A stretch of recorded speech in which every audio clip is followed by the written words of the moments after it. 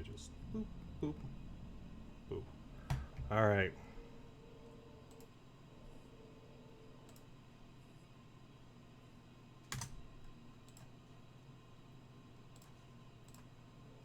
Do the things that cut out. Let's take a look at those extras. Where do we leave ourselves here at the end of all things? 75 out of 106 manuscript pages, 65 coffee thermoses, 4 Karen pyramids, 13 chests. Oh, I found all the radio shows. Good for me. It seems I found almost all the TV shows. One left. Maybe we'll find it today. Ooh, a throat. Slight soreness. An itching and a pain. Let's see. Alright. I'm personally very excited. I'm very excited for this. It's been a fun ride. I enjoy doing this. I enjoy getting up in the morning. I enjoy talking to people. I thought this might be kind of a strain. I was challenging myself to see if I could get up this early every morning and do this shit, but I love it, and I think I'm going to be continuing this kind of thing for the foreseeable future. Horror story that has come true. Thomas Zane did the same in the 70s. You will go no further. If I continue like the Dark Presence wants me to, the story I'm writing won't save Alice. It's a horror story. No one will survive. You knew Zane! Thomas Zane! You're the Lady of the Light in the song! He left something behind to help me. The clicker. Alan thought of this as he stood on the rim of Cauldron Lake, the clicker in his hand. He took a deep breath and jumped. I can get to her now. I can finish this. Alright. It's a departure.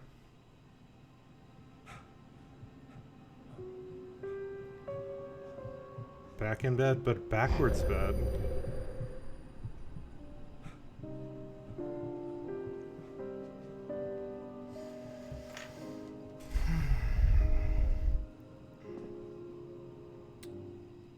I had a hangover. Broke my My head streak. was about to explode and the light hurt my eyes. I needed my sunglasses and painkillers to dull the pain.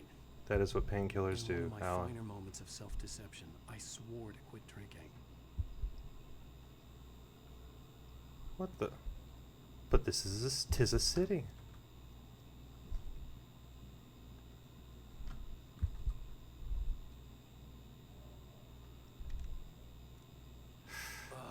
The sunglasses made the world look bearable. Now I could keep my eyes open without feeling like a vampire in the sun. Alright. Metaphors. I wasn't sure I'd make it out there without some painkillers. Yikes. Okay.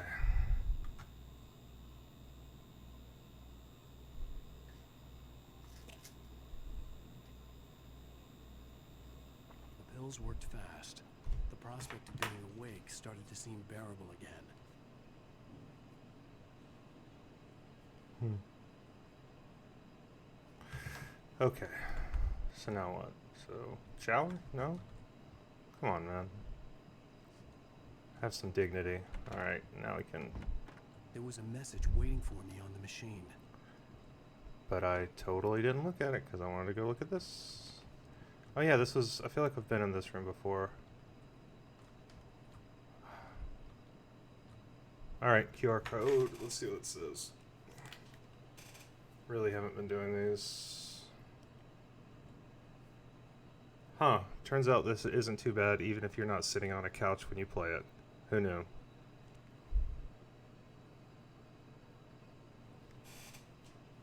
Okay.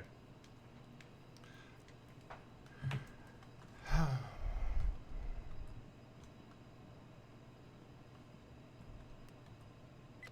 have one new message. Ow! Are you still asleep? Wakey, wakey! You should have your show on your TiVo. If Alice was doing Final it, TV show? she called me earlier and really chewed me out. Yeah, we went a little overboard last night. But parties are a part of this business. Al, look, I'm saying this as your friend. She's not doing your career any favors by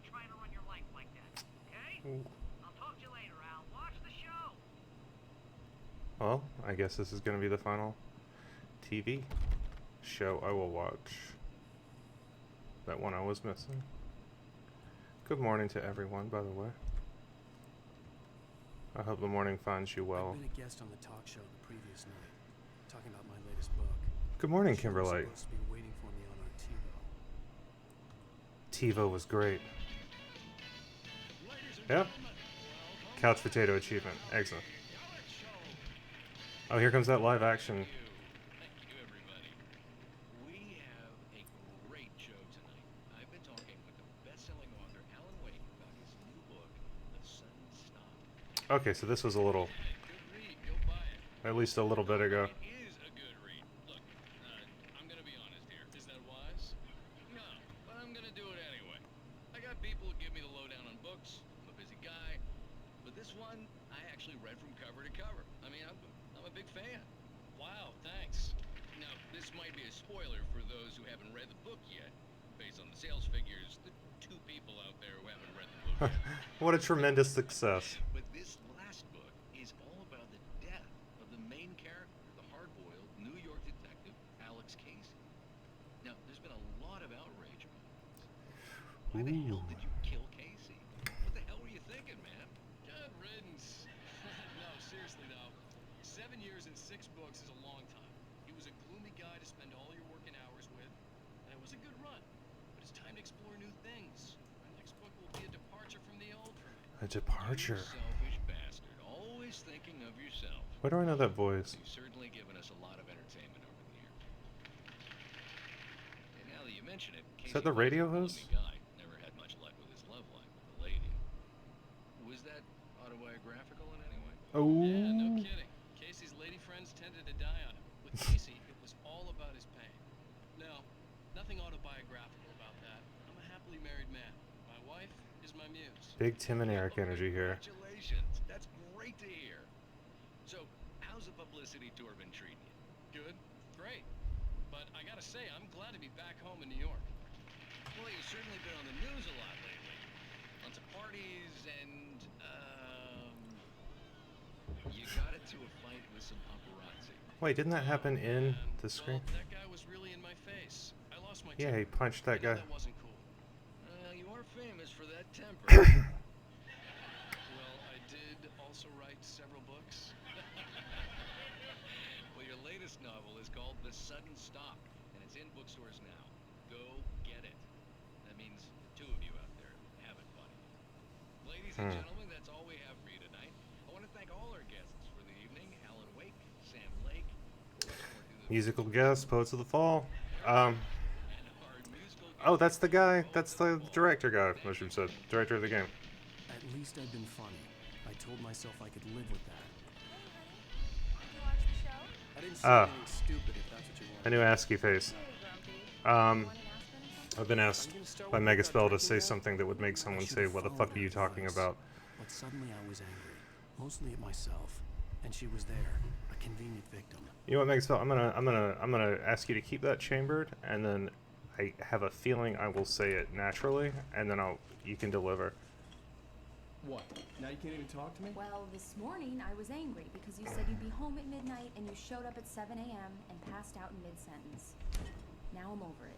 Are you angry? This goddamn tour. It's gotten out of hand. All my success. Oh, honey. It's almost over, right? We can get back to normal and you can start writing again. So this is what happened. I'm sorry.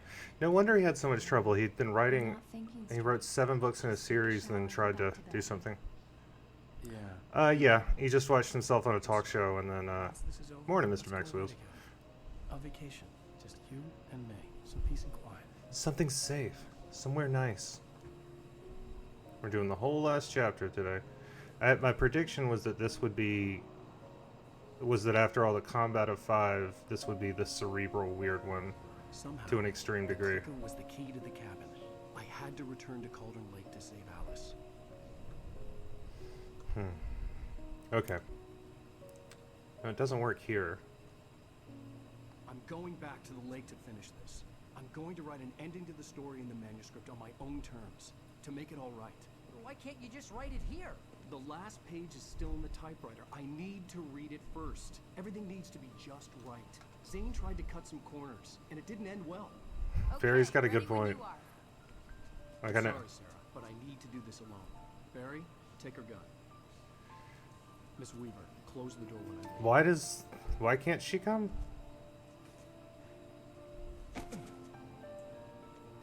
Wait, why take her gun? Good luck, Al. See you later. Why tell Barry to take her gun as your last action? Is she a character? It's the shot from the game. When I got out, it was warm and sunny. I'd flicked the switch of the clicker. Had it done this? I didn't stop to question it. I had to take advantage of the sunlight to get to the lake. On Zane's page, I'd stood on the rim of Cauldron Lake, about to use the clicker. That's where I was headed.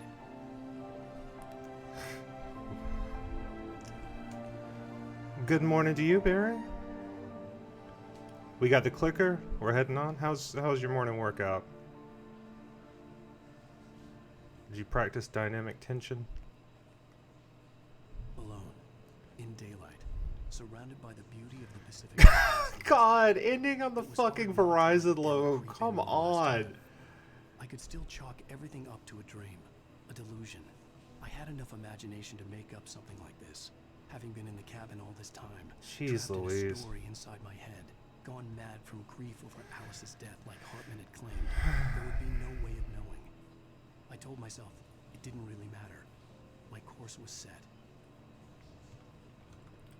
Oh, well equipped for this final battle. For the middle of the day.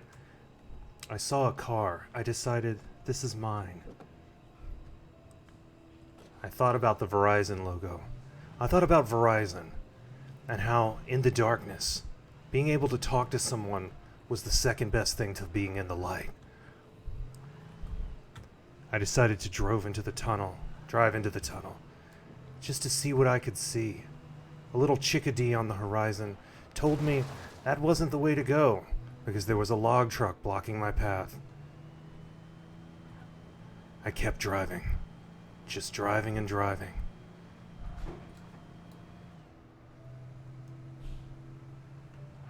Verizon. At the conjunction of veritas, from the Latin, truth, and horizon, from the English, for a line in the distance. Verizon was the line that connected the distant to the present, that connected the impossible tomorrow to the definite of yesterday. If I was going to get through this, I needed to find a way to connect my tomorrow to a yesterday that couldn't even have happened without my belief. Could I hear me now? Not quite yet, but I still had hope. I moved into a different car, identical to the first, except it hadn't been driven into a logging truck. I thought about the logging truck as a metaphor. It didn't really go anywhere, but I thought about it for a while. A radio station. An artifact, I wondered, of some earlier version of the game where you could drive around a little bit more.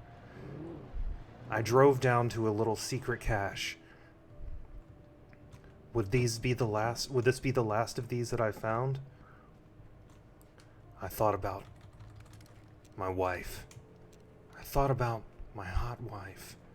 I got a little worked up thinking about my wife, and I sat in the car for a little while, just sort of revving the engine, going back and forth.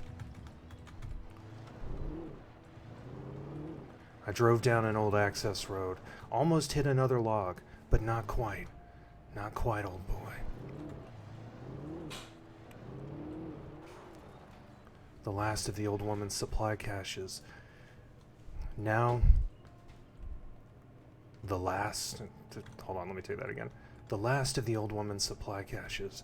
They had been little points of light in my darkness. Now, darkness in my light. Had the clicker merely reversed everything? I gave it another shot. I got back in the car.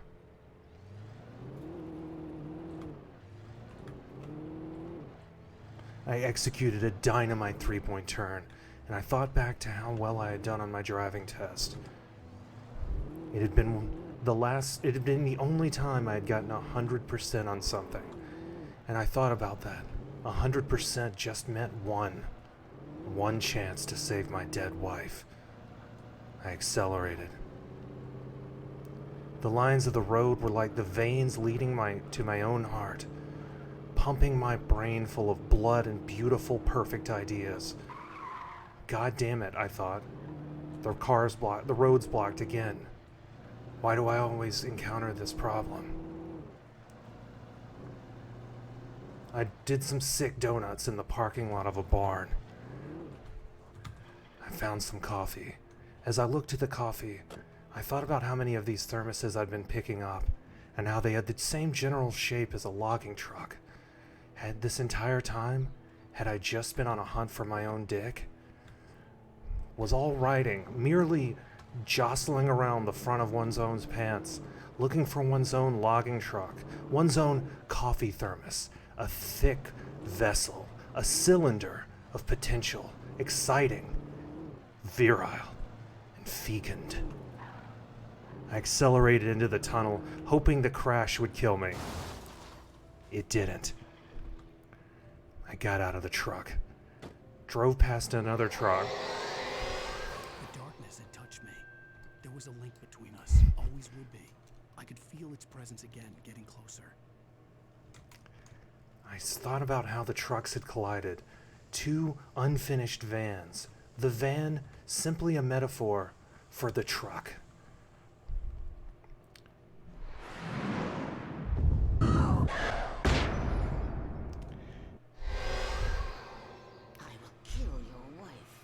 She threatened to kill my wife. I tried to remember whether I had in fact killed my own wife to begin with. How many times can one wife die? I mused, beguilingly.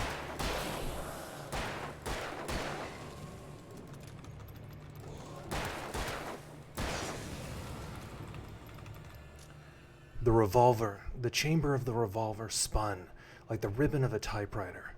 My two weapons. I was going into this fight well equipped. I saw a bird on the road. What did it augur? Was it a metaphor for my own failure? It flew away. I tried to shine my light on it, but it didn't die, revealing it had just been a regular-ass bird. I picked up a page of my own writing and read it aloud. The dark presence was no longer trying to capture the writer so he could create the ending it wanted. The writer knew too much. He was too strong. And he carried a weapon left behind by Thomas Zane, something that could hurt it. Now, the darkness was doing everything in its power to simply stop the writer from ever reaching Cauldron Lake and the dark place it came from. The darkness tipped its hand again.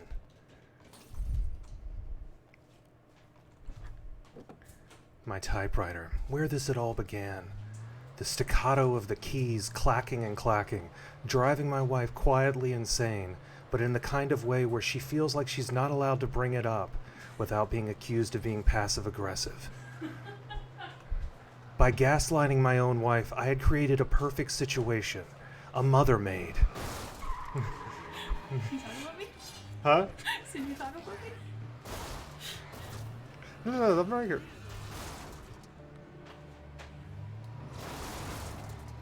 But you... I drove over the back. New wife just dropped.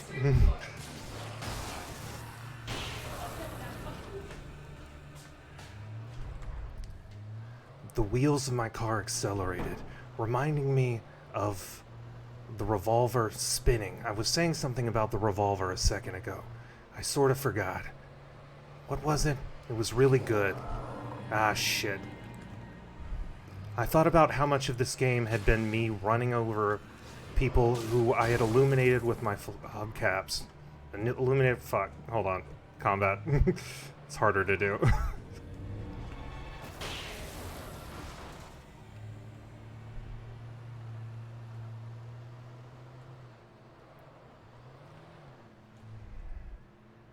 I thought again about how good my metaphors were.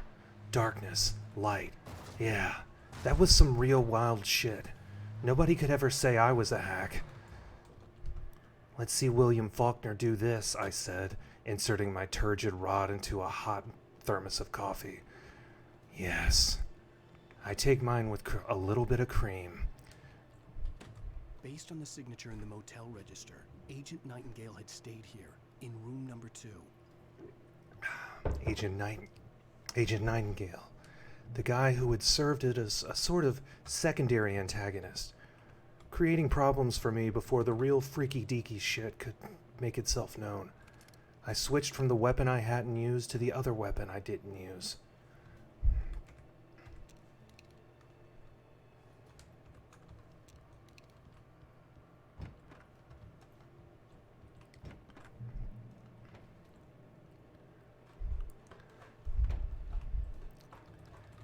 Like many motel rooms, Agent Nightingale's room lacked a desk, so he had gone the classic method of covering the bed with pictures of me. I wondered where he had gotten these pictures, many of them seemingly impossible for him or anyone to have taken surreptitiously. How did he have this picture of Barry, I thought? That was from the sheriff's station. That was from my perspective. Had he gone back, played the game, and screenshotted it to create these? I thought about the kind of demands that a late-game dev cycle puts on the art team, and I made my peace with whatever had been done. This had obviously been the room where Agent Nightingale had stayed when he hadn't been busy harassing me.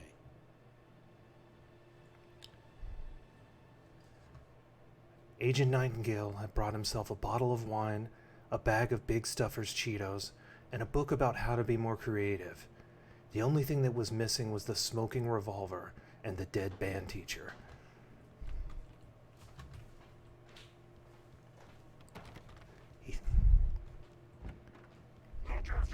Have fun, Kimberly.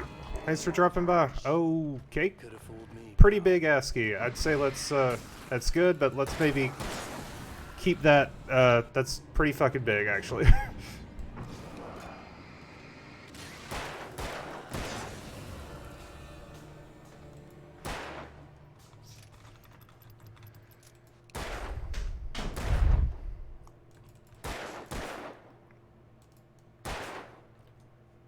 The stupid can pyramid refused to fall over.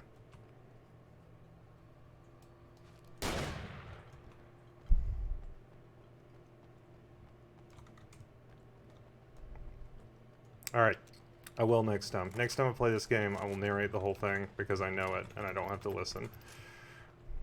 It was dark again, as it so often was. Darkness falls, I thought wryly to myself. I'll do Alan Wake narration on every game going forward. I'll do it on Fallout.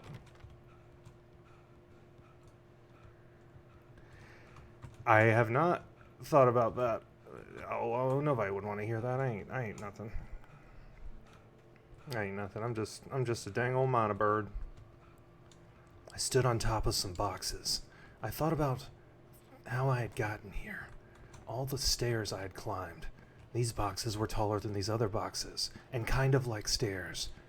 Oh wait, these were bricks, or maybe some sort of wood. The building blocks of a better story. Something flashed on the ground, indicating I could interact with it, but no, it had just been the light mechanic again. God damn it, I thought. Is there anything else I'm supposed to pick up here? Sometimes it was so hard to tell. I saw my dope-ass Mustang, though. I knew I was on the right path.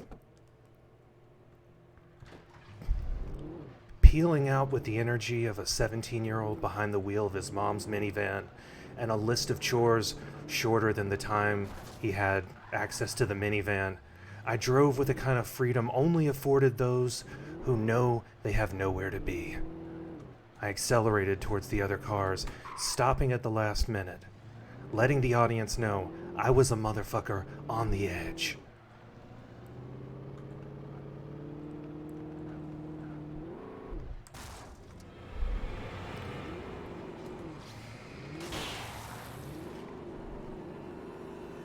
I thought about other films where I had seen this happen. John Wick at the beginning, that was cool. Everyone liked it when it happened in I Am Legend. Having a protagonist... Oh, also, I'm pretty sure it happened on Lost at one point. The car, a metaphor for my own fear or my own strength. The red truck again. Never far.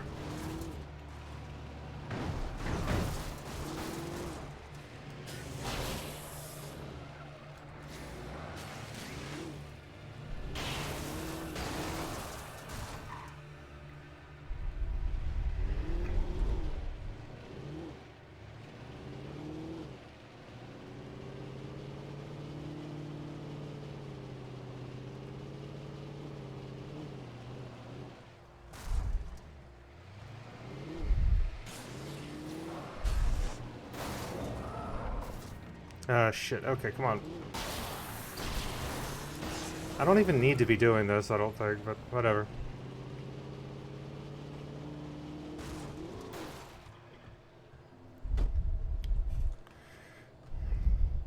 The car shuddered to the stop with the unsatisfied finality of a guest room orgasm.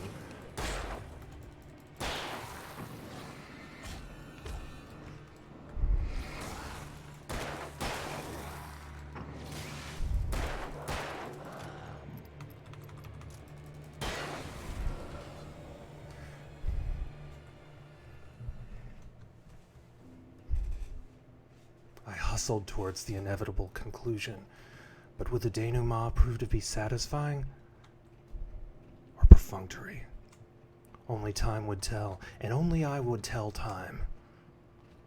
It was Alan Wake o'clock.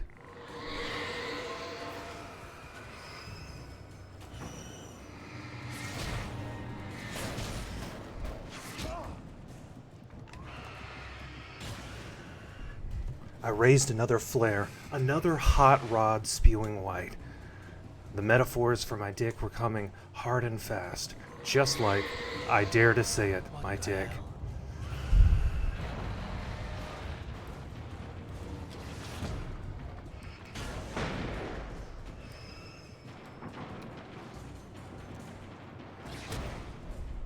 Damn, poltergeists. I guess they had to have a name for it. I awoke, having respawned upon death. Respawning. I thought about Todd McFarlane and the weaving yarn he had woven, about Spawn, about the tale of a man whose wife had been killed.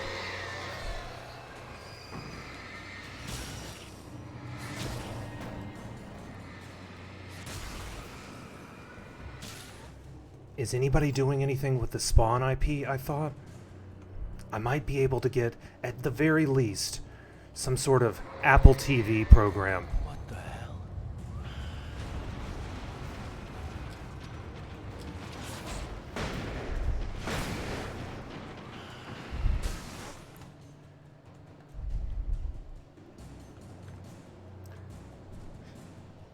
I stood between life and death, having walked onto the emptiness, but not yet onto the hitbox that would send me plummeting to my death.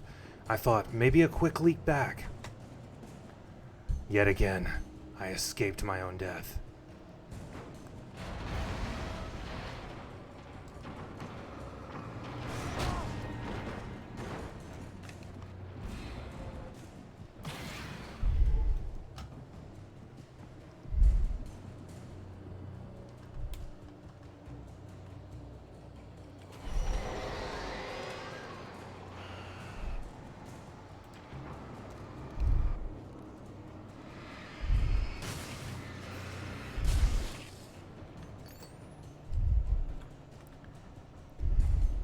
As the barrels floated in the air, I feigned abject astonishment and a mechanic that should have been quite familiar to me now. I quickly checked my statistics. Yes, this was the 55th poltergeist object I had destroyed.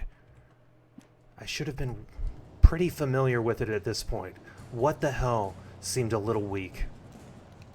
I rationalized to myself that I was saving it for the big stuff in a little while.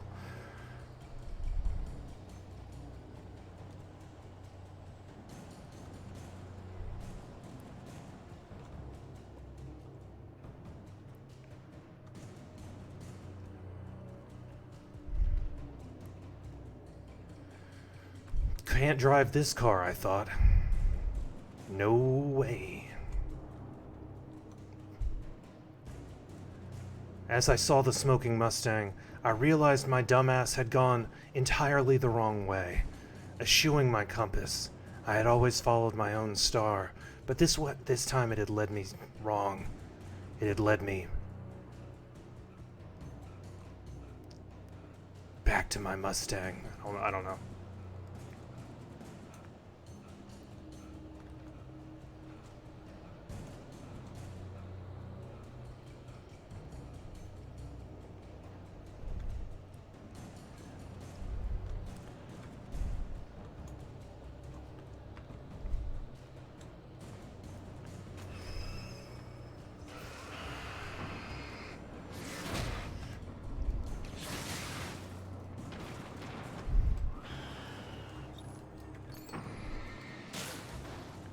I had never quite gotten a bead on how you were supposed to stop those things before they hit you when they have 3 appear and they're not stopped by the flares, and the dodge mechanic is fucking weak.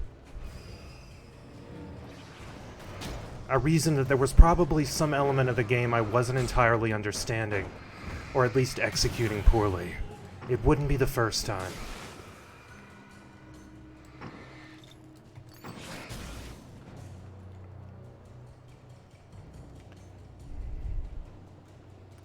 The barrels hurtled through the air.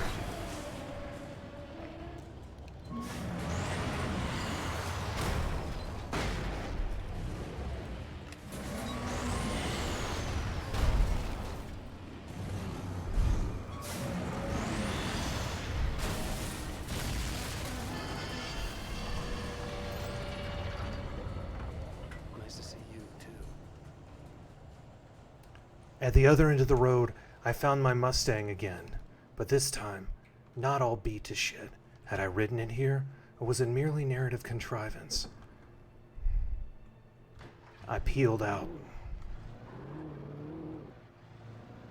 I saw a field over to the left, and told myself there was probably some good shit over there. I immediately went the wrong way.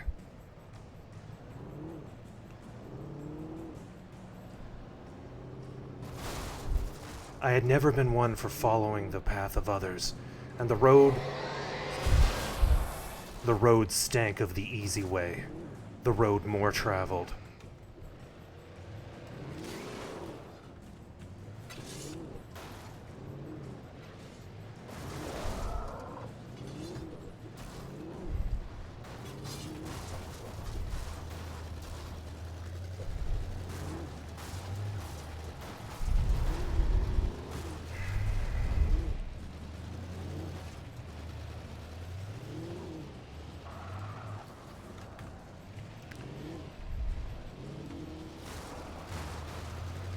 A dope-ass monster truck with flames accelerated towards me.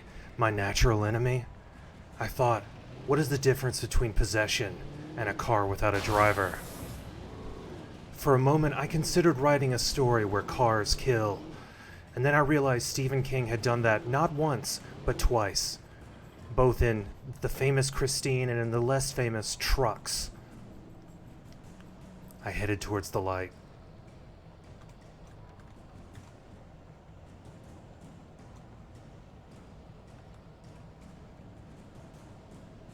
Certainly a rather bright light, I thought.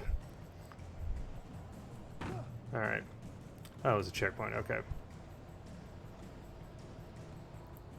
Woohoo! What have we here?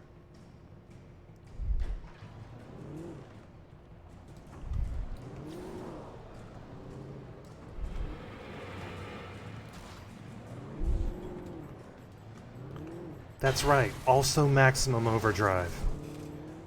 Also, there was a scene in Cujo where where a lady was stuck in a car for a long time. It seems Stephen King came up with a lot of his ideas while he was driving around doing his errands. It was easy for people to think that a famous writer wouldn't need to drive around doing their own errands, but that was just normie talk. Plebe speak. I accelerated towards my own destiny.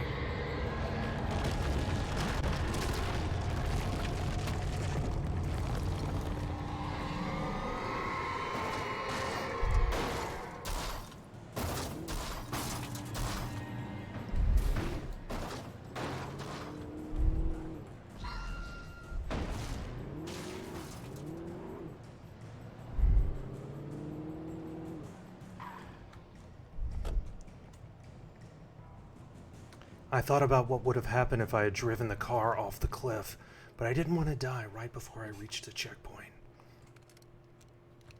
I wasn't sure that I had more funny things to say about the area I had already passed through. Excuse me, I did a tiny gross burp.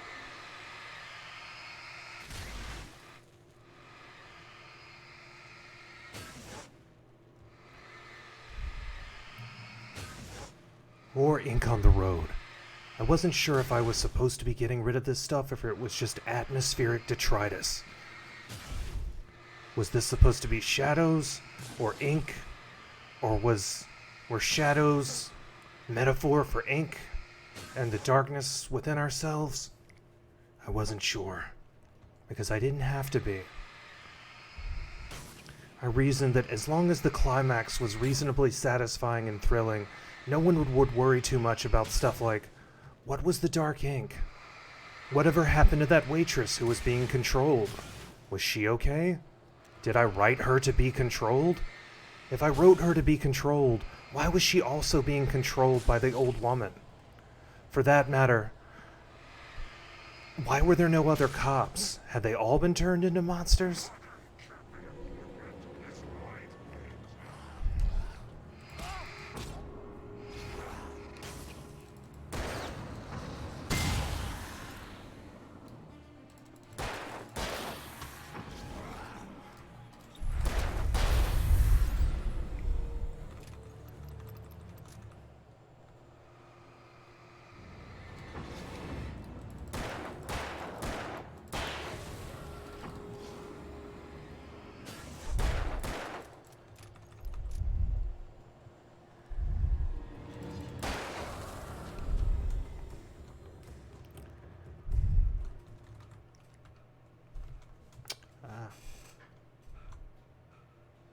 Oh shit.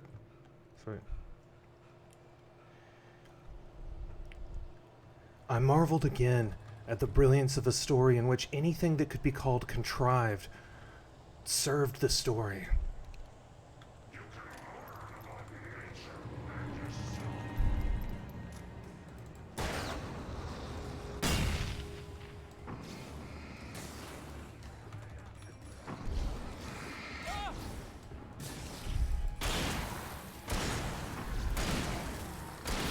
Alright, I don't think Mushrooms Lantern's here right now. Hold on, everybody. I'm gonna have to mod somebody else up, honestly.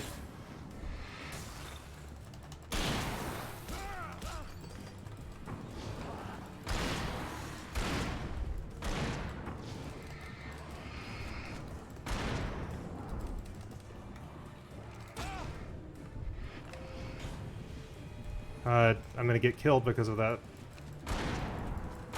cinematic turn.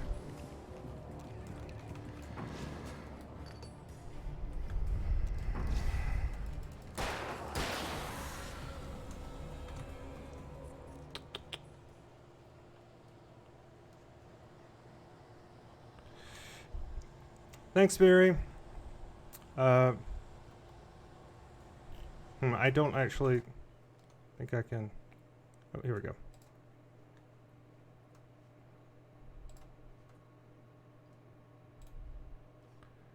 Oh my god.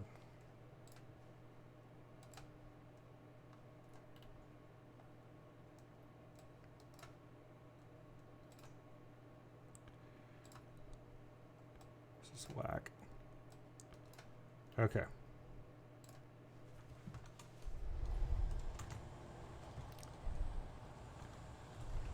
Have fun, Barry. Thanks for stopping by. I reloaded my gun. Another red truck. So much to deliver.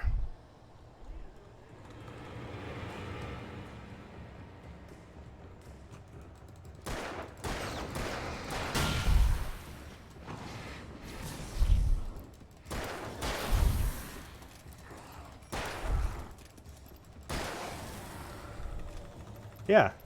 All along. Alan, wake up. Yeah. Thank you. I thought that was very clever. And I still do. Ooh. The bottom of Cauldron Lake was a graveyard of things the lake had claimed in one dark presence brought them up in its wake, scattering the rotten waterlogged hull of an old boat here, the remains of a long-ago crashed airplane there. Trees shattered under the impacts. The earth groaned. It didn't even notice.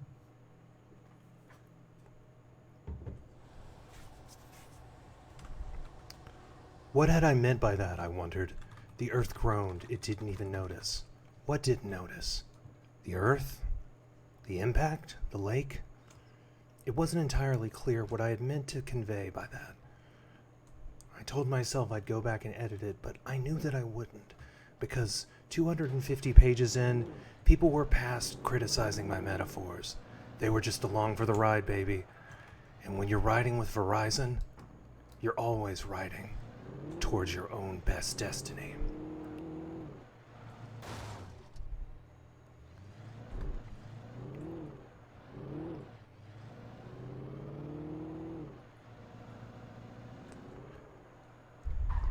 I looked at the other billboard. By comparison to the Verizon ad, it looked a little artifacted, a lower quality JPEG.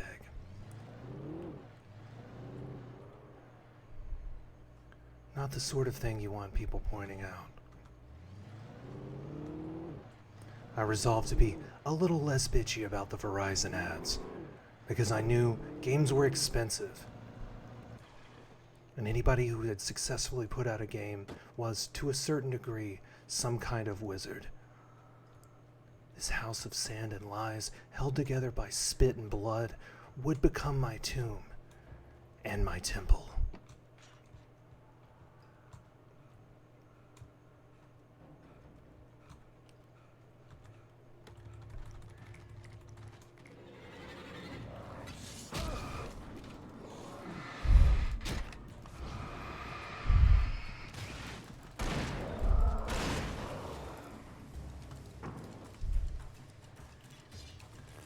Oh, Jesus Christ. That was... Well, that generally got a jump out of me. Good job. I don't know if that was an axe or what that was, but that it sounded like an insect, and it flew across the front of my vision, and it looked like an insect. So it got the response a real insect would have.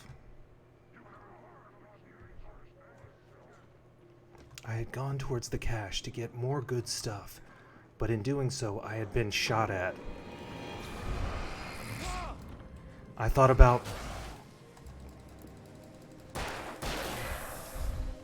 By taking something I had gotten used to as a good thing, the secret caches, and attacking me when I went to get one, the game was letting me know that the stakes had been raised. All bets were off. Kind of like those bullshit possessed save crystals from Final Fantasy XII. Those had made me so angry. There's a line between playing with the player's expectations and just simply fucking them, and that had crossed it. So much about Final Fantasy XII had been not what I'd wanted from a game. Is it a crime to want a game to do the things that you had expected it to do from the series? NPCs you could talk to, some degree of battle system that wasn't just doing itself.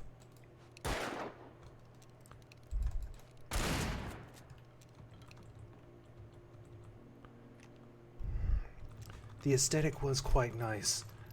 It traded heavily on the evilise established by the Final Fantasy Tactics games, so I could hardly hate it, but I could still think that save crystal thing was bullshit.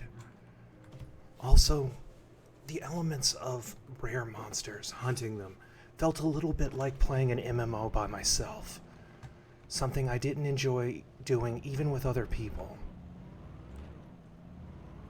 I had to get the gate open. My dumbass was still being tricked by gates.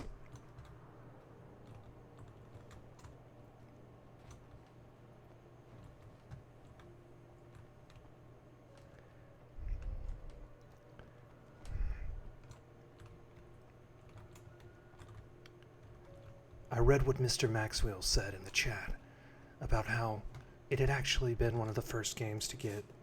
It was the first game to get a 40 out of 40 from Famitsu. Quite a feather in its cap at the time.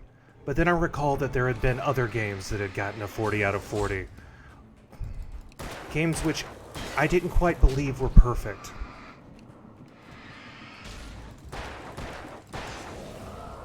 And I wondered, to what degree had Famitsu just become kind of a pope putting the crown on something everyone else decided was the king?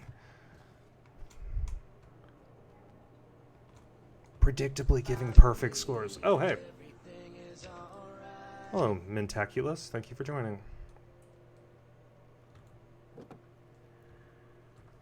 I got in my beat to shit truck again, then remembered there was a better truck inside. But I figured I hadn't actually seen any of these trucks explode or anything, no matter what I did to them. So I decided to just say fuck it. I saw something that looked like a ramp, and I accelerated towards it. Yeehaw, I whispered to myself.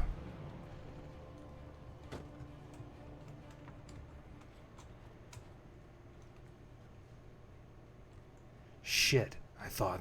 That was clearly a manuscript page on the other side. Was there any way to get back? Almost certainly not.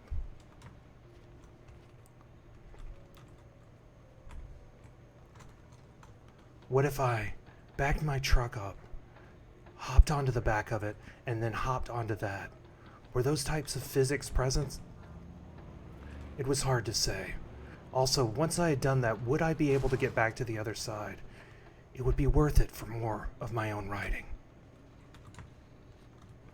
No. Well, shit.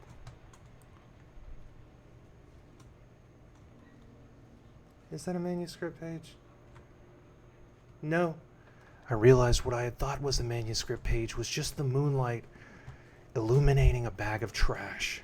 I tried not to take the obvious dig too personally. I got back in my dope truck.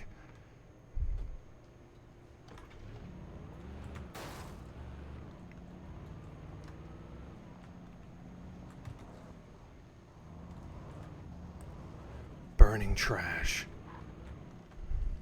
America's practice of conspicuous consumption could only end here, in the graveyard of the cars. That's a good title for a book, I thought to myself. The Graveyard of the Cars. I didn't have anything to write with, so I just repeated it to myself a few times to reinscribe it in my own psyche. Graveyard of the Cars. Graveyard of the Cars. Zane cut its heart out, but it didn't die. The thing that wore Barbara's face kept crooning sweet nothings sugar-laced with poison. He put on the suit, untied the monster from the chair. The thing in his arms thrashed weakly, but he held fast. He stepped outside, off the pier, and into the dark water, a sinking pinprick of light descending toward a bottom that never came.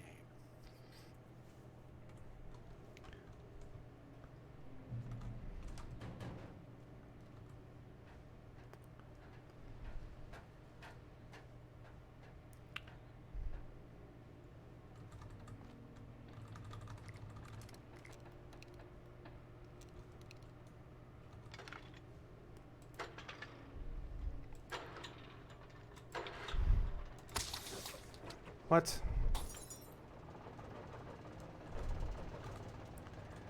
I did one part of the puzzle, and then moved towards the other. I thought about how green lights had signified me towards the thing I was supposed to be interacting with. Light had always been my ally, but now...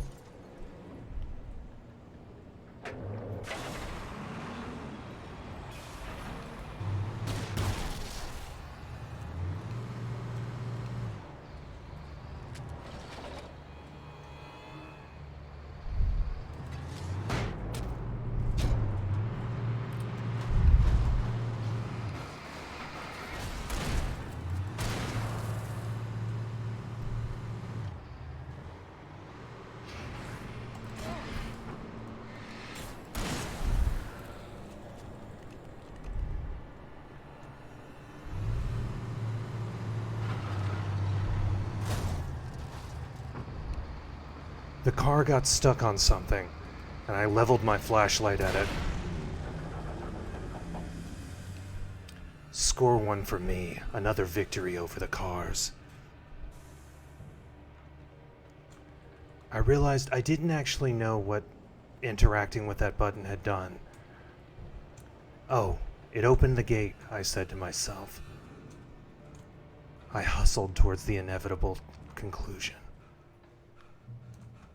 Another checkpoint, another voyage, another fucking QR code.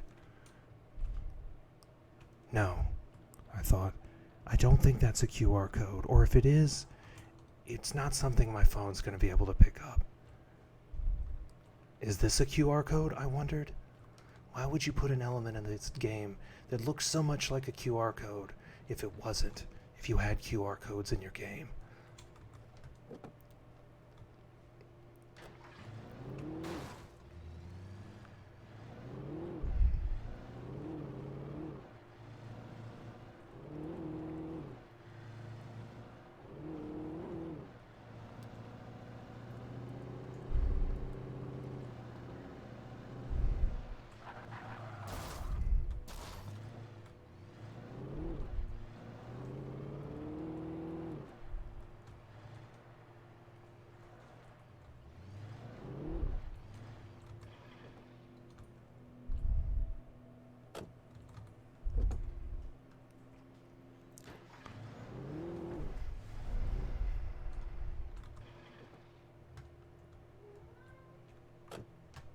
Another checkpoint for me.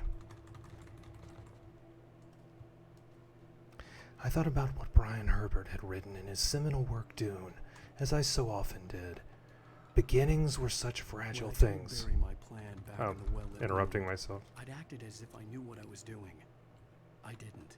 I was operating on the shifting logic of a dream. I had to fight my way to the lake through the horrors of the night. I had to flick an old battered light switch imbued with childhood magic. I had to write a happy ending to a horror story. I had to save my wife from the dark prison she was being held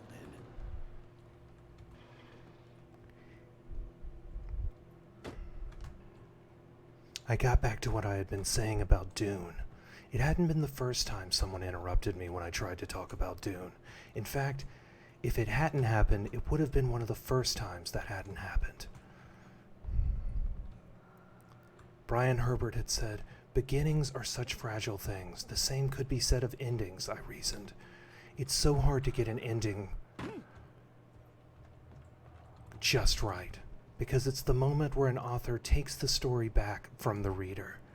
Everything that had been happening in their head, the story they had been telling themselves, using the ephemera they picked up along the way, was then overwritten by certainty.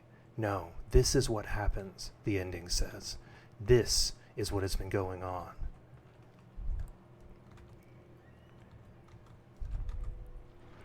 I pushed something that was probably too heavy for me.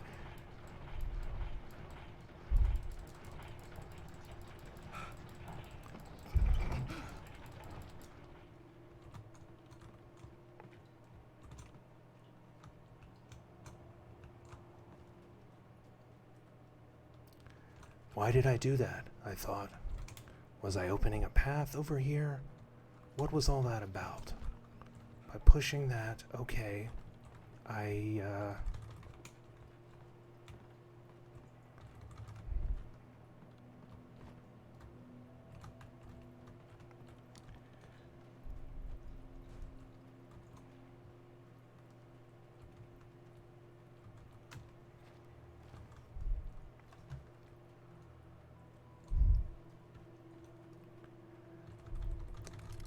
quickly realized I couldn't remember whether Brian Herbert was the son or Frank Herbert was the son. Brian seemed more like a son's name. Before I held court on that, I wanted to be sure.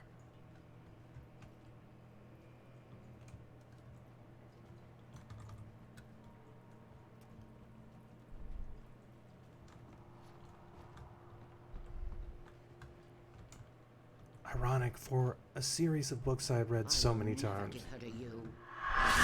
Yeah, every time with that.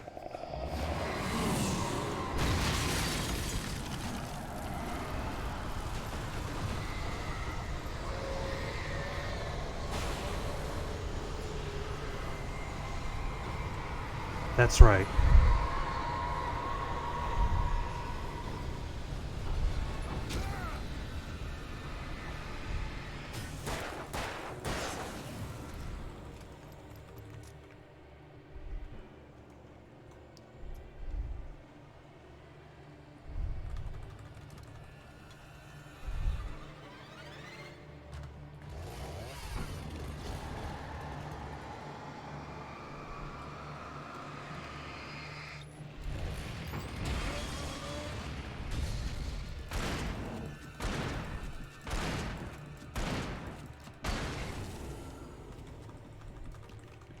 I thought about the difficulty it would have. I thought about how difficult it would have been to follow in the shoes of Frank Herbert as his son, as a man who didn't have a great relationship with his father. But I also thought about how difficult that would be if you weren't really a very good writer. Trying to finish a series that you barely seem to understand. Endings were such fragile things. Frank had done it the right way. Get right up to the ending and then fucking die. No one can say that you weren't going to write the perfect ending.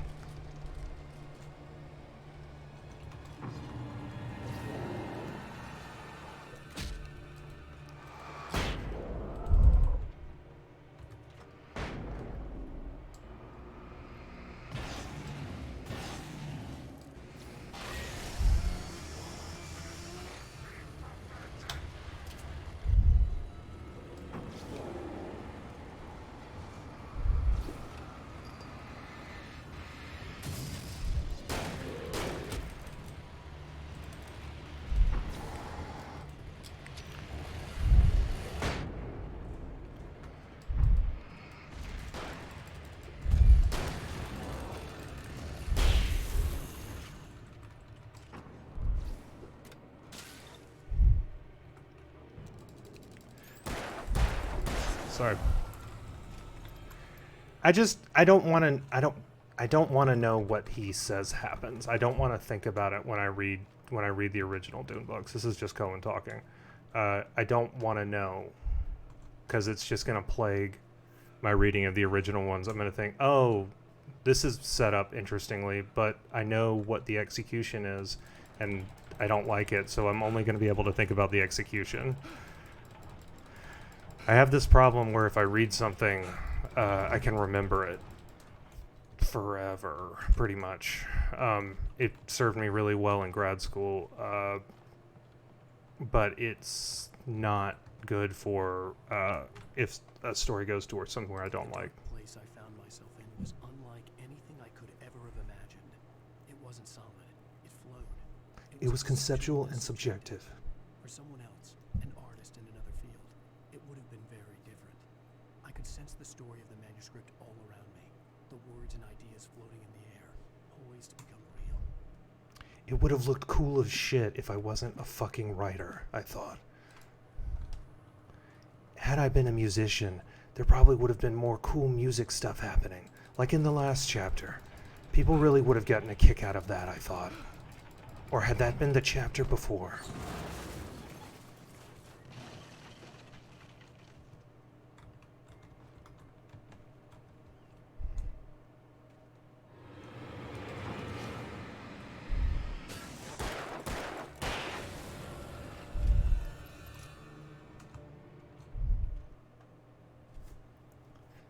I thought about how much this game probably pissed off people who hate people like Alan Wake. As more than a little Alan Wake myself, I couldn't blame them. That's where Cauldron Lake was. By continually seeing my objective, all my actions seemed tied to its overall conclusion. I found myself connected to the narrative. Gameplay and story perfectly integrated.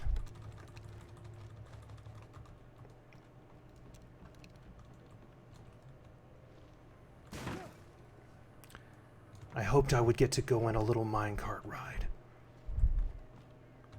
Yes, I thought, here I go. I thought this was going to go faster. I thought, oh, there it is.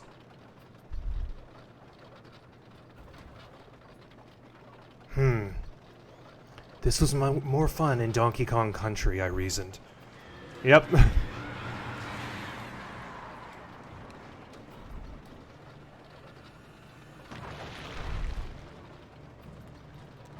I thought about how minecarts were sort of an age-based shibboleth. A person of a certain age would inevitably think of Indiana Jones and the Temple of Doom, unfortunately. A person of another sort would think of the minecart levels from Donkey Kong Country. There was probably some new media that I was unfamiliar with, that someone younger than the Donkey Kong people would think of. Or maybe I wasn't unfamiliar with it, but it still just didn't ring true to me in the same way. This is Donkey Kong, I thought, leaping so high that I fucking injured my foot. The barrels, the minecarts, had it been Donkey Kong all along? Was I heading towards an ape confrontation for which I was woefully unprepared?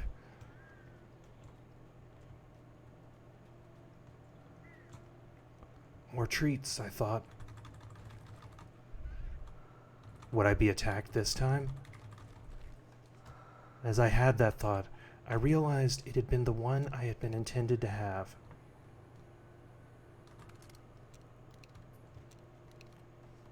Cool, I thought. That's good design.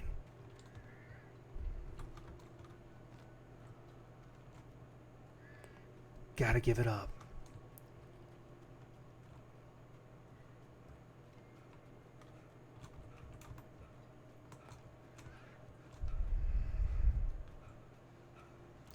Ah, ukulele. A game outside of its own time.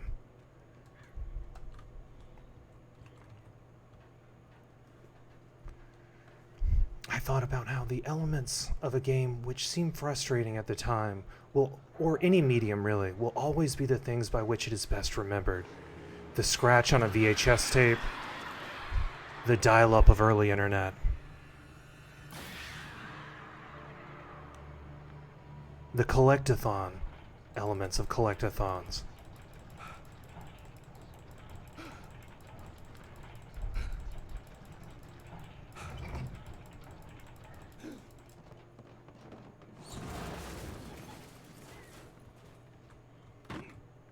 Nailed it, I thought, clearing the gap easily.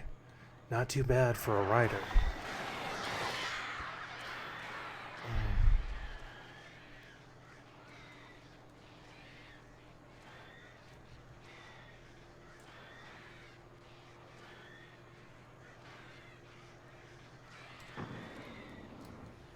The birds swarmed, but they had never really been anything more than an irritation. Something that you can kill by pointing your reticule at it and not even having to click is, by definition, not that frightening. It's sort of the opposite of the stuff in Soma that kills you when you look at it.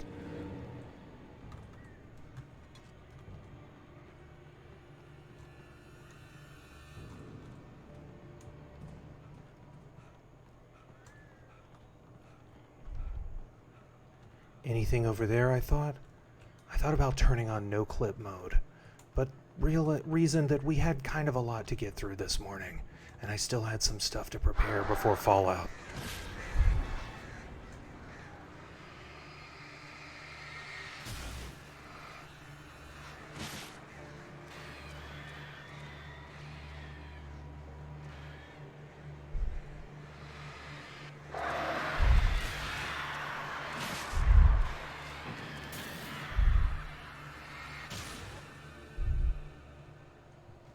More birds.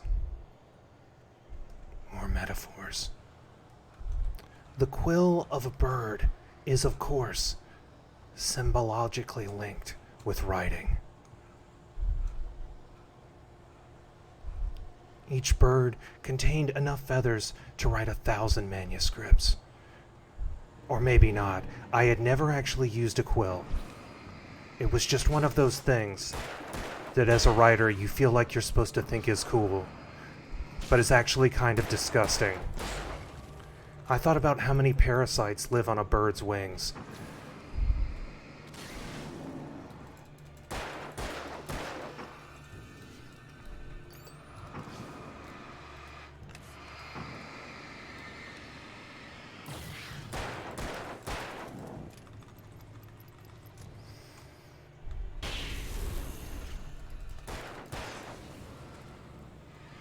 I erased some more of the nasty ink stuff.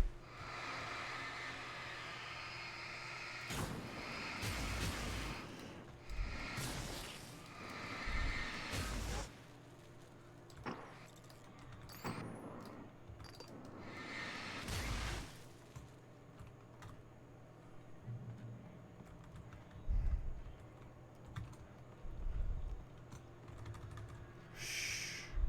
All right.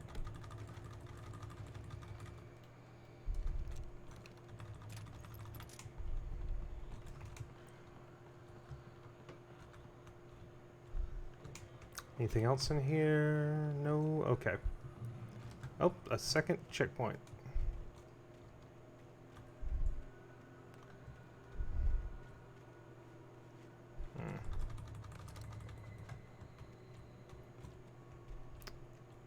You know, this seems like a decent time to use the restroom, so I'm going to be right back. 1 second, sorry.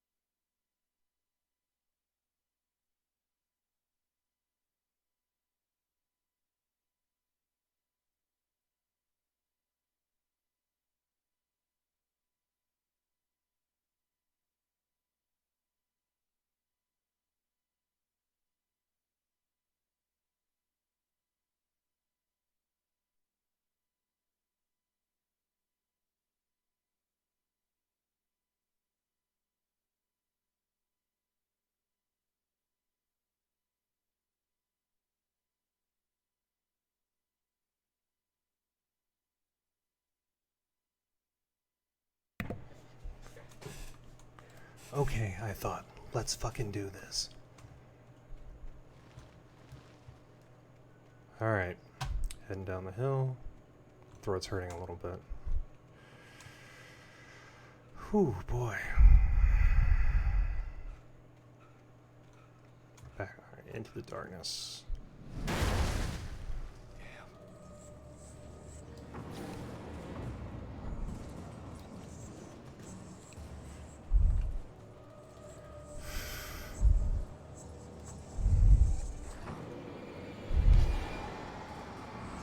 Somebody up? It's one of the quick motherfuckers. Okay. Alright. Let's see.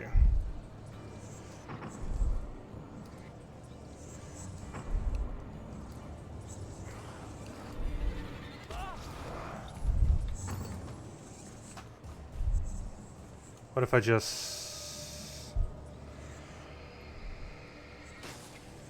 Alright. That's the stuff on the truck. There it is. Oh, he can still run away quickly. Alright.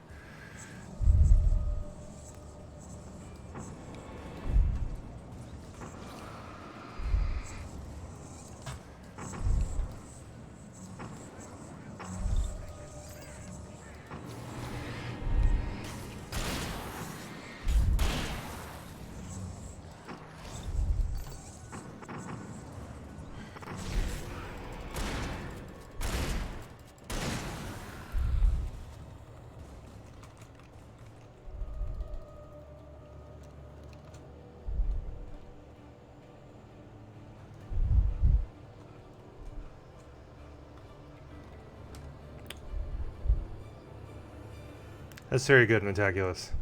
That's good. I like that. Shit.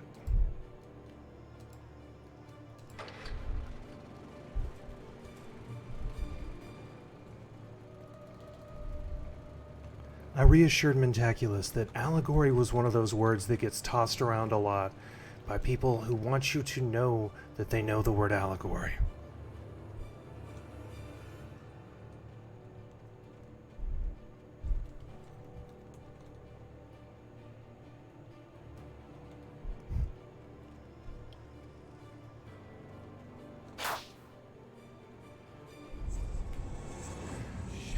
I thought about how some of the sound effects didn't quite seem to be loading correctly, and wondered if it was because I had fucked up on the little generator puzzle. I hastened towards victory, death. Only one thing was certain. I was hastening like hell.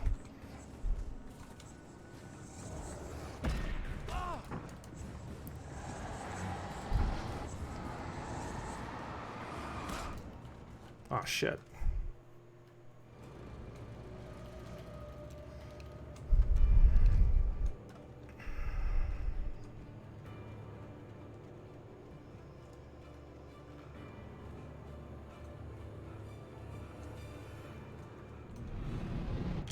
There we go. Sound effects seem to be working again, I thought.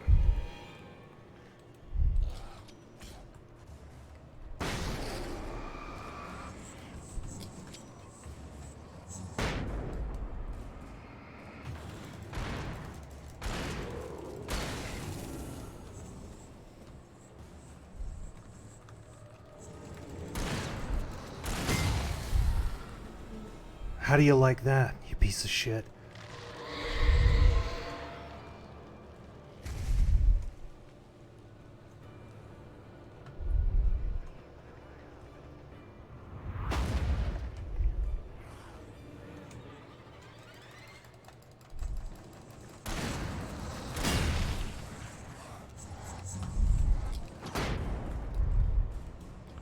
I used some more of my cool, light-based weaponry.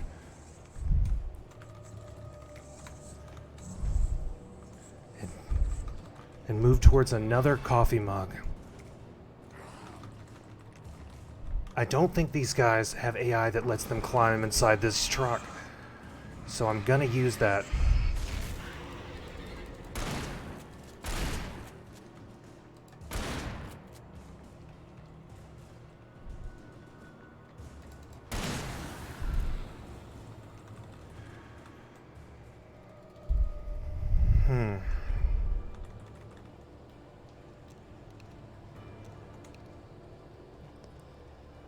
I moved on towards a location I had already been to a couple of times. Back to Cauldron Lake, I thought. Oh shit, here we go again.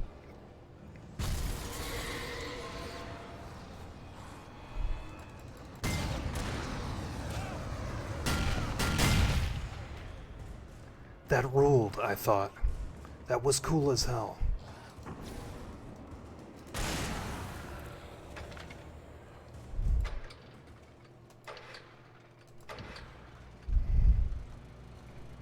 I wondered whether cool stuff would start happening in my favor like that some more, perhaps signifying that I was getting closer to regaining control of my own narrative.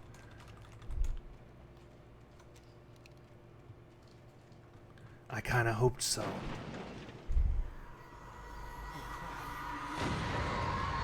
But, didn't really seem like it.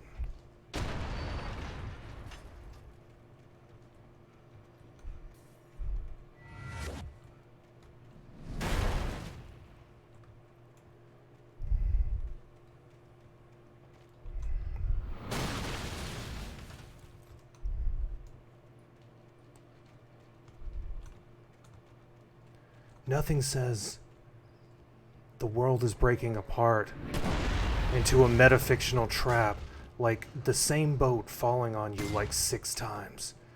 I'm pretty sick of seeing that boat, I said to myself. I almost stepped in some bad stuff. Nice try.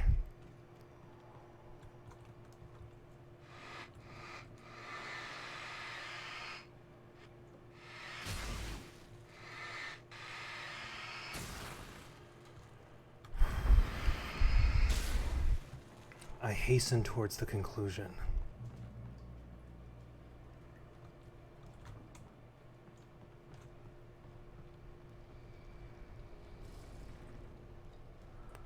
Okay, more treats. What is that? The darkness was her face. Okay, the darkness wears her face. Thank you. Oh yeah, because it's Thomas Zane's wife has been taken over by the darkness, which, yeah, is trying to control me. The darkness controls the Taken. That's information I'm well acquainted with at this point. Okay, this...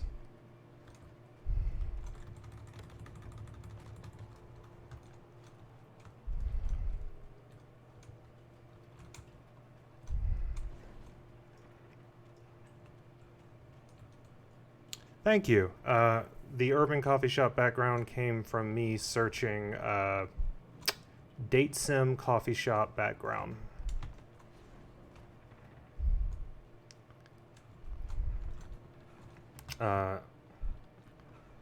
And before anyone asks, I do not know my blood type.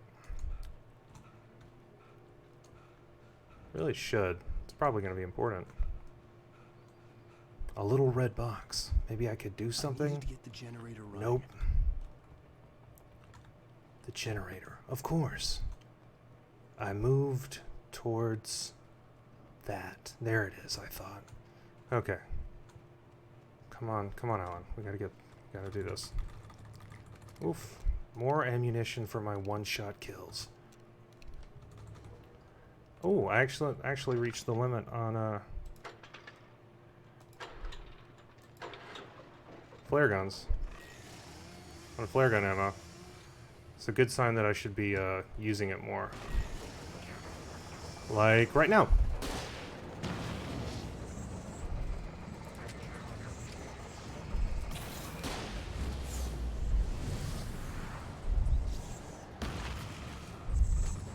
That ruled, I thought.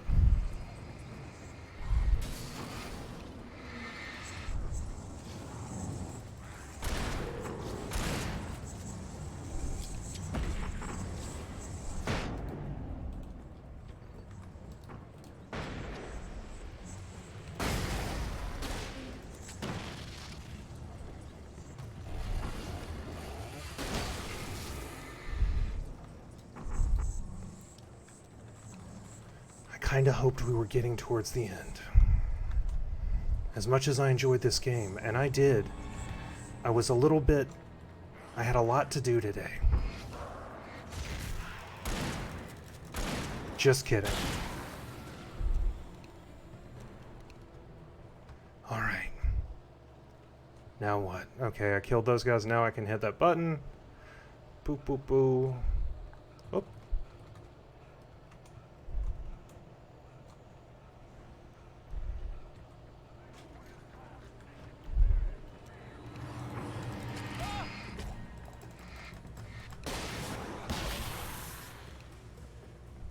I got another achievement. I don't know what for.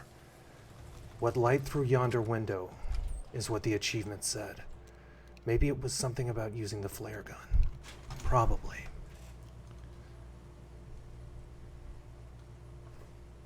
I took a huge sip of coffee.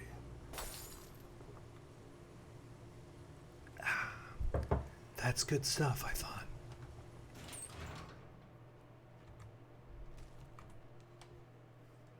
Okay, this is like the second to last page. This is like this. I don't know if I'm gonna play. This is like the second to last page that I can pick it up. I stood alone in the shifting dream that was the dark place. I had to find a way to the cabin. I'd written myself a way through this place in the manuscript. I followed the idea of a path. I'd written myself across the ocean that blocked my way, and with that, there was a bridge to the island beyond. The idea of the cabin flickered in the underwater darkness. I willed the cabin to be real, and it was. Domestic space.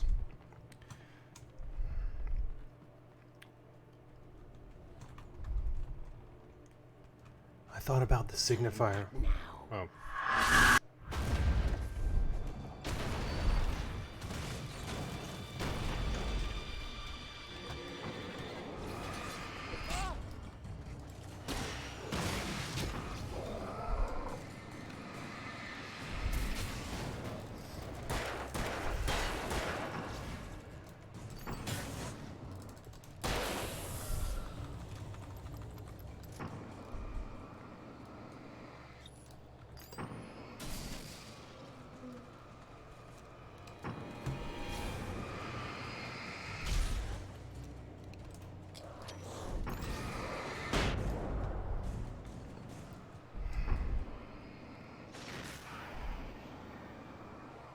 One more goddamn boat.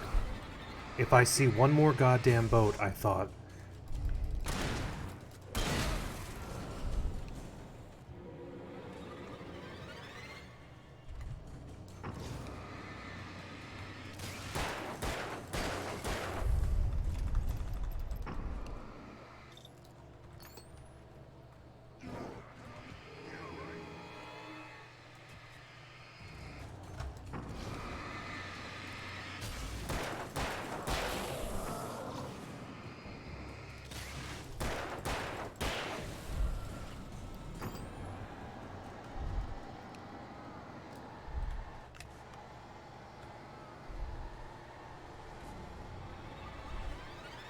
The boats didn't seem to be fading, and I thought, maybe I have to kill these guys. That's usually how it works.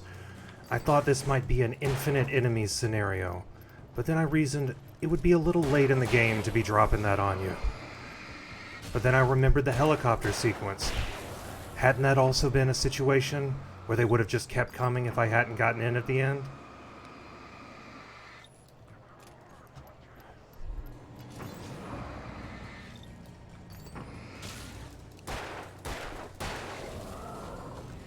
I pulled out the big guns. Hell yeah, I said. Mostly to myself, but loud enough that other people could probably hear it.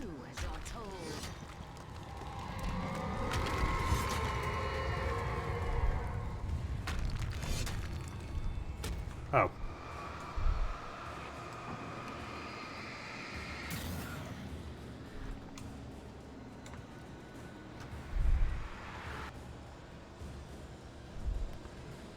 Fucking hell. Alice never loved you. Stop showing me that same clip, I thought. The treble is turned up a little too high, and every single time it sort of hurts my ears.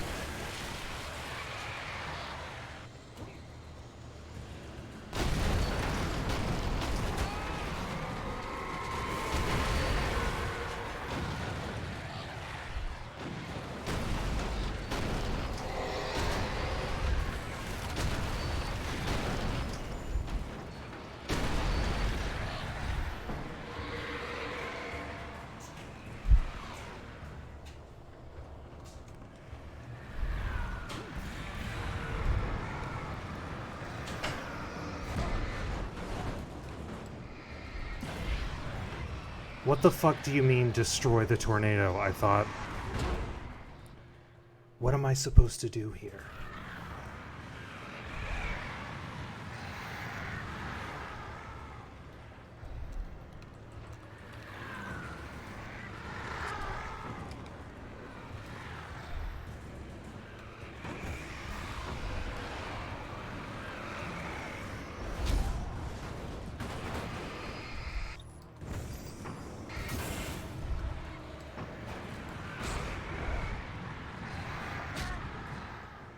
What the fuck? I thought.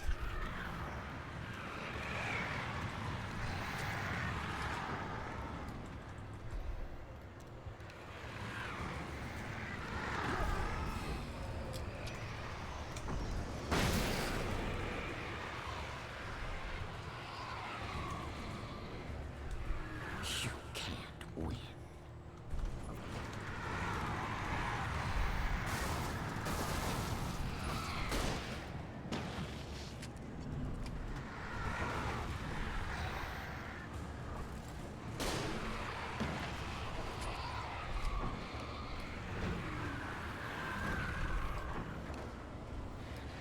Oh, there went the... Oh, right, here it is.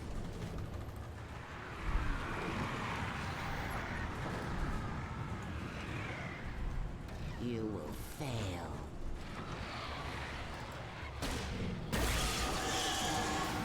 It's all in your head. You're making this up.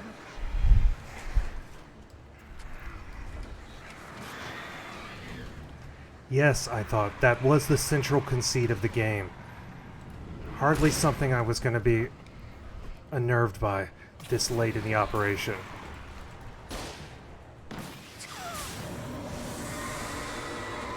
Yay!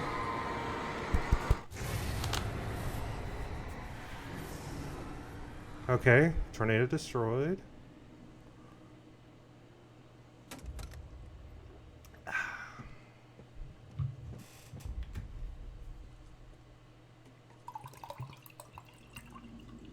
Yeah, we did it. May I request some worms in the chat? Yes. Hit the clicker. Yeah. Christ pose.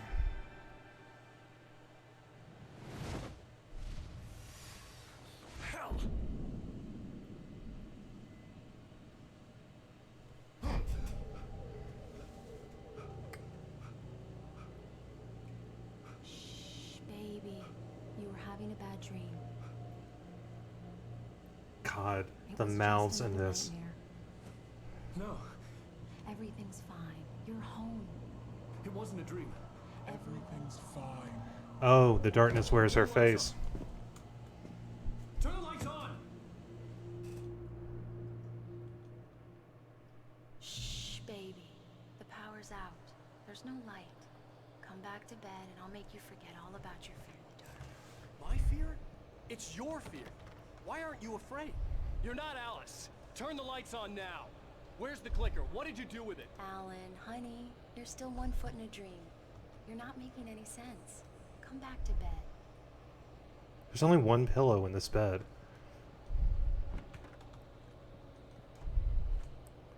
Painkillers. Alan, you're scaring me now. Come back to bed. Have you taken your pills? Do you want me to call Dr. Hartman? Ooh. I love you. Yay! It's brilliant. Mentaculous, thank you for subscribing. You're a genius. I'm so proud of you. Come back to bed. We'll talk more about it in the morning. This is the ultimate metaphor. It's the same office.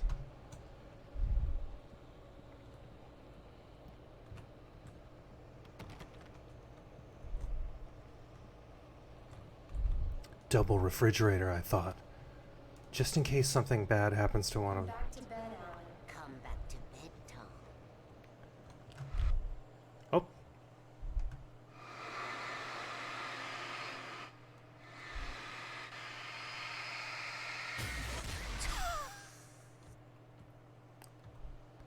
Later days, mon frere.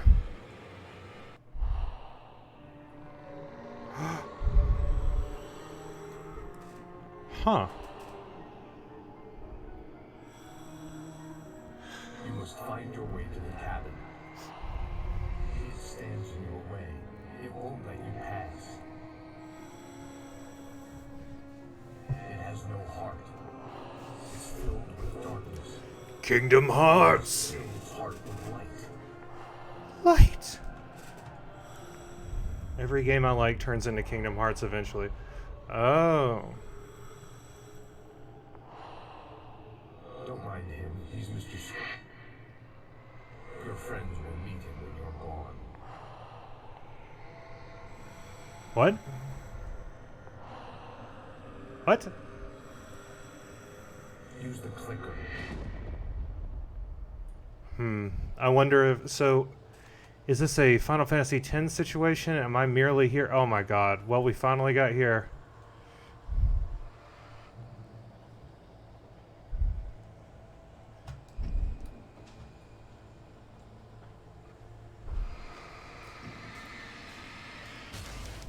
Ooh.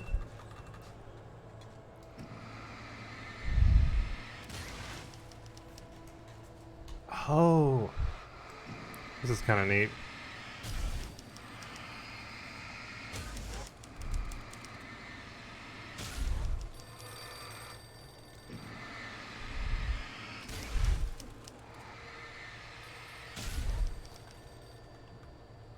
Can I answer this phone? I followed the idea of a path.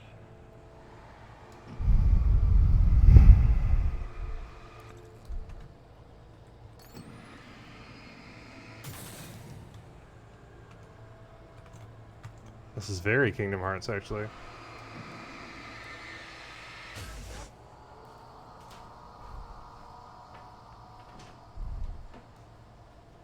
I'm leaving you. What? I'm leaving you, Alan. I met someone. I'm in love with someone else. Shoebox. No, what are you saying? You can't. You don't love me. Listen, you don't even love yourself.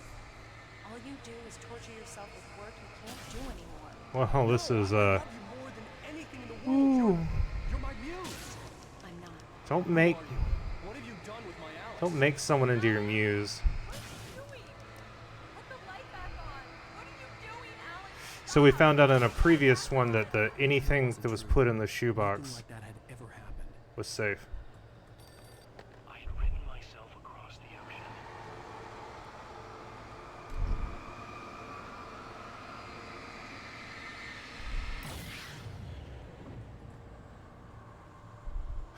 Oh yeah. Oh neat. Barbara. Tom, let me go. I promise to be good.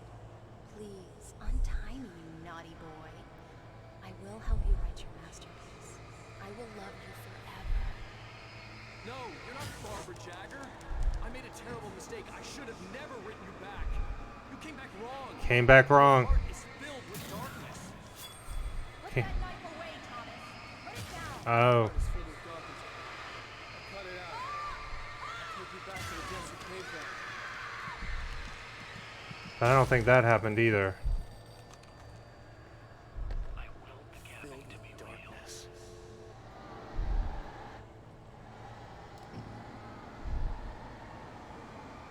This is the cerebral stuff I was sort of hoping for this chapter, so I'm glad it's here.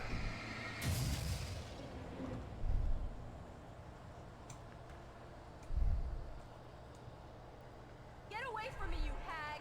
Where am I? Let me go. Alice! Alice! I'm coming! Your husband refused to do as he was told.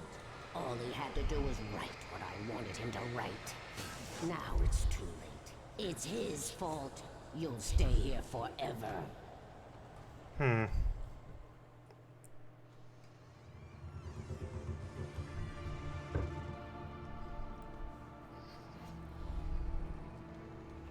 No, yeah, but I think it's I think Never get her back. I think that's right. Birdleg cabin, Baba Yaga. I don't think you're wrong in that. I am much older than you. So? Older than your first work of art. Older than the first work of I art? will find No. a new face to wear. Someone else to dream me free.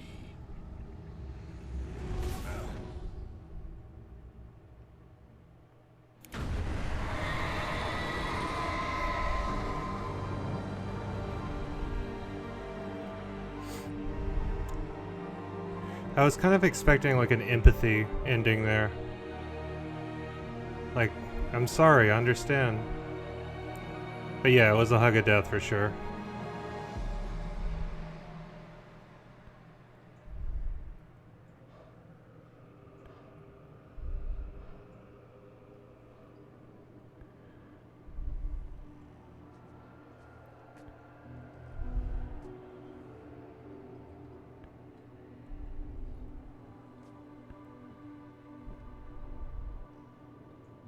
I could feel Alice's presence close by.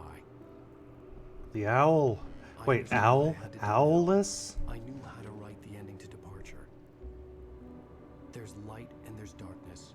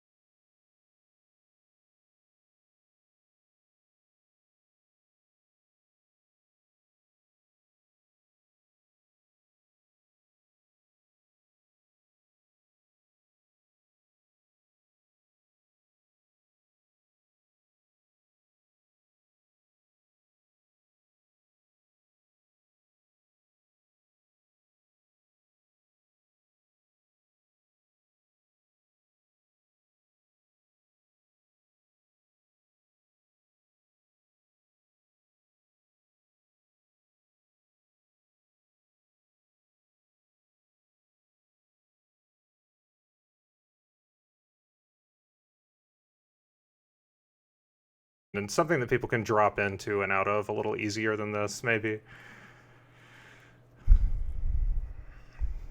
I'm excited to get into it. I gotta imagine that this is going to be the length of however long Major Tom is.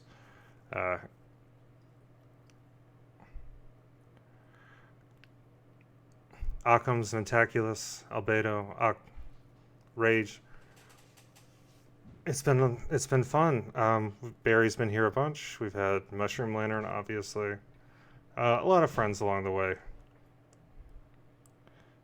Poodle of Darkness, of course. I think Ezra's dropped in for sure. Yeah, I'm really excited to get into Outer Wilds. I've sort of been wanting to play it since it came out, and I heard about the concept, and I've managed to remain completely unspoiled. So I will try to continue that. I'm going to spend the next couple hours having some lunch and getting things ready for the Fallout stream. I'm literally at this point just waiting for the thing.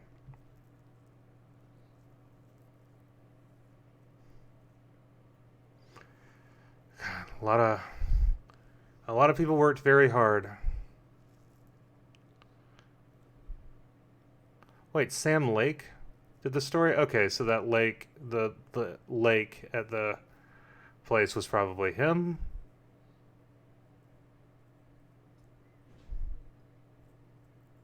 The toss up, I liked this. I'm gonna still need to think about it. I think Zane I can't tell if like Zane wrote, I think Zane, the original writer who this happened to 30 years ago, may have written Alan Wake as a way out, but then Alan wrote Zane later. So there's sort of a binary narrative ontogenesis happening, sort of a chthonic, which makes sense with the Cauldron and the Witch, sort of a abiotic narrative generation. I don't know, man. It's cool. I like these Finnish Fox. I like their games. Whew. Okay, I think ground control to Major Tom is finishing at some point. Yeah. Okay, I'm gonna turn the things back up.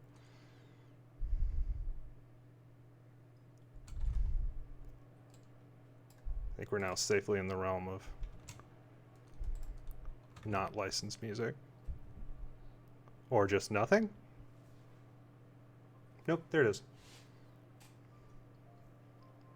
Spooky music. I don't know if I'm going to do the DLC next. I don't know if it's relevant. I kind of want to dive right into Outer Wilds. I'm happy with this. I'm happy with where we ended. I might come back to the DLC maybe, but I want to leave it where it lies, unless everybody tells me that the DLC is like absolutely crucial for understanding. But I feel like I got a good beat on it.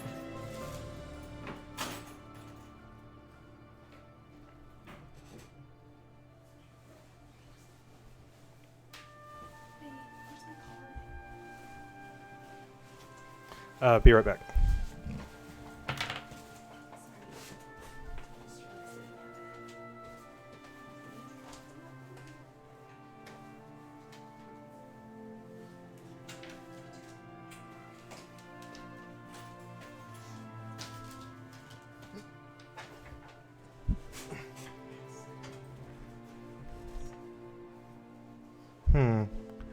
In that case, I think I'll leave the. I think you know what? I think I'm gonna leave the DLC on the. I think I'm gonna leave the DLC off the table. I don't know. I just, I feel satisfied by this. I feel reasonably satisfied by what happened, and I kind of just want to get into something new. It's been 2 weeks of this. I'm ready to do a different thing.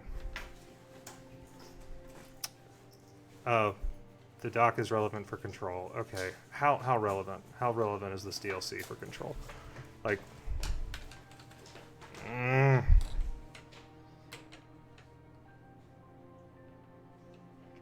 what I might do is just, honestly, I might just play the DLC off stream, because I'm getting a little bit, as much as I dig this, it's like it's harder to fit into the time slot that I would otherwise. I don't know. This is all very inside baseball. Boring. I wish I'd known that Barry was okay at the end. I feel like I didn't get resolution that I didn't see Barry. And that leaves me a little concerned.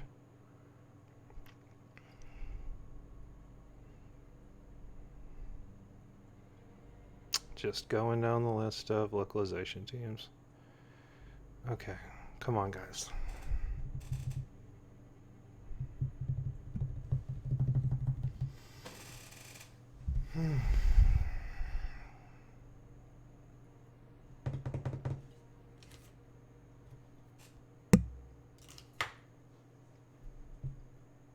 God, it takes so many people to make video games.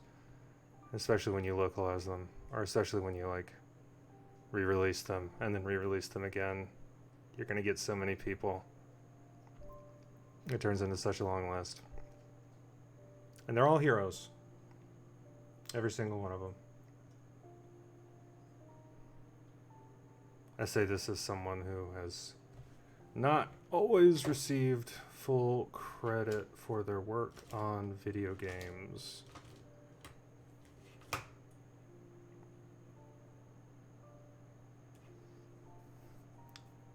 Just gonna leave that where it lies.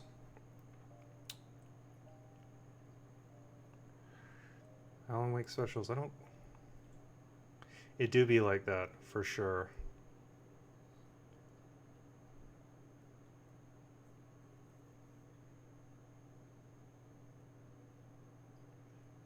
Can't do it without a business manager. Cannot get a game out without somebody who knows about the money.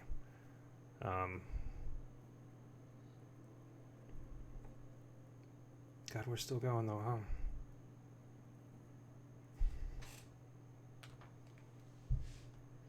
Is there a... Hold on.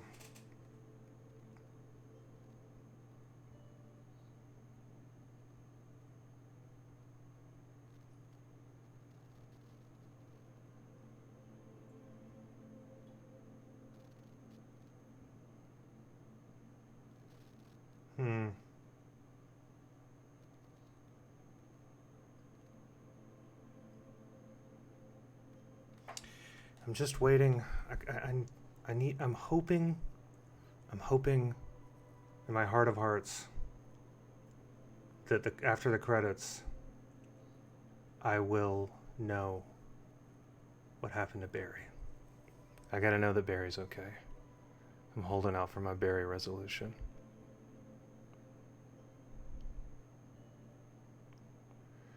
Jeez Louise. Okay. Heading up towards the end. I think, because we're getting back into localization. It's going to say Korea next. Nope. I'm wrong. So how's everybody's morning going? Pretty good? I hope everybody's greeting the day with dignity and grace.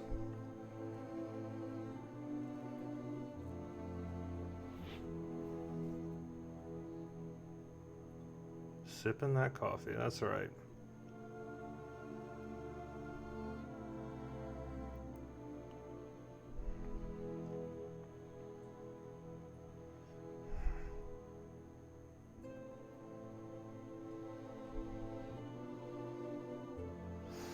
Okay, Alan Wake specials, I think they've put all the credits in here. Oh no.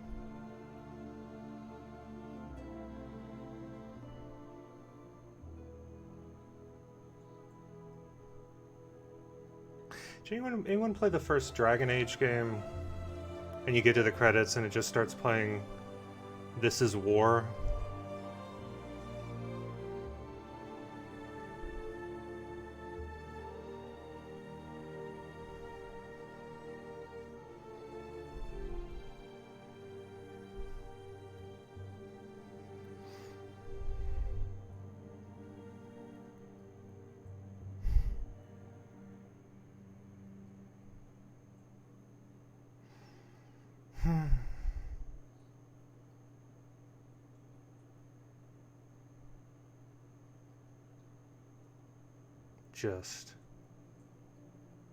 Just some long credits, huh?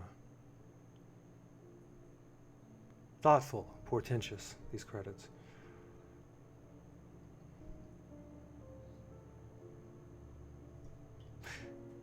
Well, they also used it during the end credits of the game.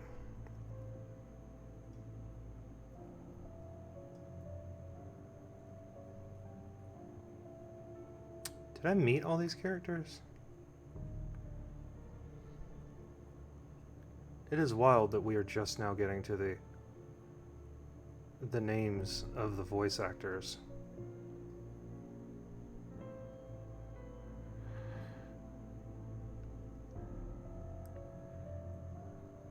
Oh, those are some hella Finnish names. Damn. A lot of umlauts.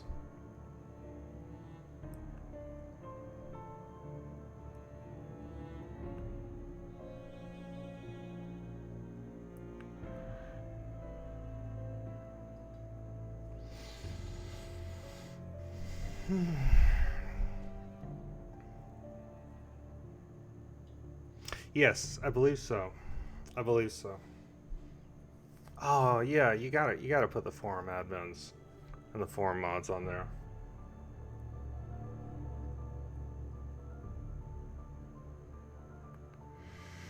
Ooh, long list.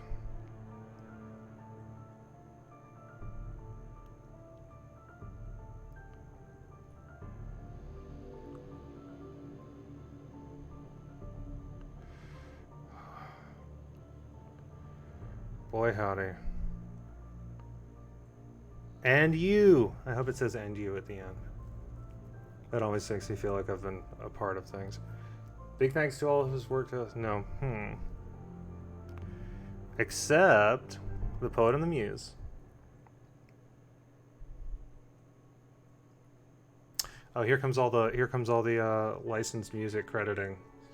That is why I had to sort of spend a not insignificant amount of time fucking with the YouTubes when I uploaded them. And if you're watching this on YouTube, you're welcome. I keep kicking around the idea of a Stream Deck, but I feel like I need to receive even $1 from doing all this. So far, it's like we're at the threshold where we should receive money at some point.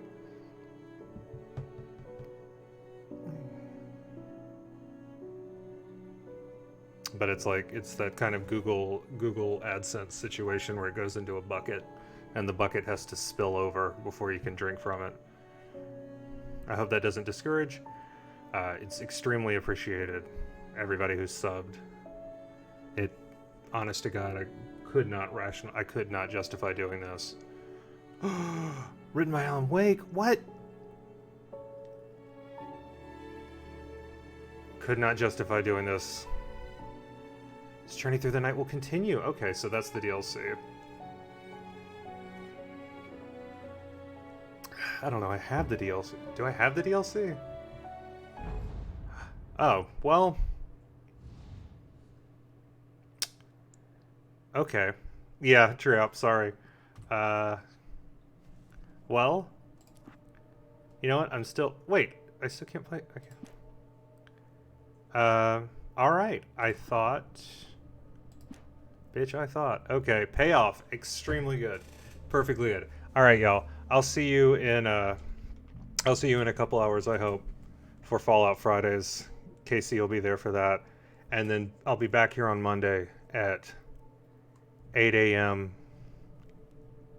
Eastern Time to start off